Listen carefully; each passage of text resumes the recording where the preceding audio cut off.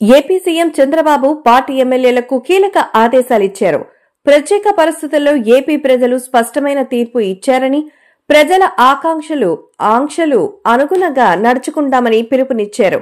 కూటమికి తలవంపులు తెచ్చేలా ఎవరూ వ్యవహరించొద్దని విజ్ఞప్తి చేశారు.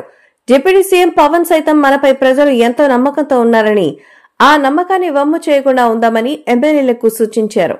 అయితే కొంతమంది ఎమ్మెల్యేలు, మంత్రుల వ్యవహార శైలి భిన్నంగా ఉంటోంది. వారి కుటుంబ సభ్యులు సైతం దూకుడుగా వ్యవహరిస్తున్నారు. దీంతో కూటమి ప్రభుత్వానికి తలవంపులు తప్పేలా లేవు.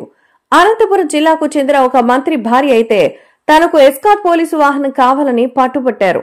మరోసారి ఆ ఘటన పునరావృతం కాకూడదని ఆదేశాలు ఇచ్చారు. గుంటూరు జిల్లా వెస్ట్ ఎమ్మెల్యే మాధవి భర్త రామచంద్రరావుపై ఒక వ్యక్తి ఫిర్యాదు చేశారు.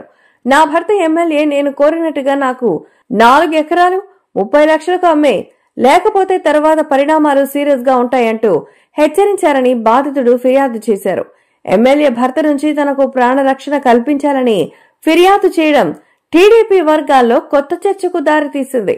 గతంలో రామచంద్రరావుకు కొంత మొత్తం భూమిని అమ్మానని, ఇప్పుడు మిగతా భూమిని అమ్మకం చేయాలని బలవంత పెడుతున్నట్టుగా బాధితుడు చెప్తున్నారు. అందుకే పోలీసులకి ఫిర్యాదు చేసినట్టుగా చెప్పుకొస్తున్నారు. అయితే జనసేనతో పాటు బీజేపీ ఎమ్మెల్యేలు కూడా జాగ్రత్తగా ఉన్నారు. కానీ టీడీపీ మంత్రులు, ఎమ్మెల్యేల వ్యవహార శైలి ఇప్పుడు బయటపడుతోంది. ఒకవైపు సీఎం చంద్రబాబు జాగ్రత్తగా అడుగులు వేస్తున్నారు. రాజకీయ ప్రత్యర్థులు పొంచి ఉండడంతో నిర్ణయాలు జాగ్రత్తగా తీసుకుంటున్నారు. కానీ సొంత పార్టీ ఎమ్మెల్యేలు, వారి కుటుంబ సభ్యుల వ్యవహార శైలి చిక్కులు తెచ్చిపెట్టడం కనిపిస్తోంది.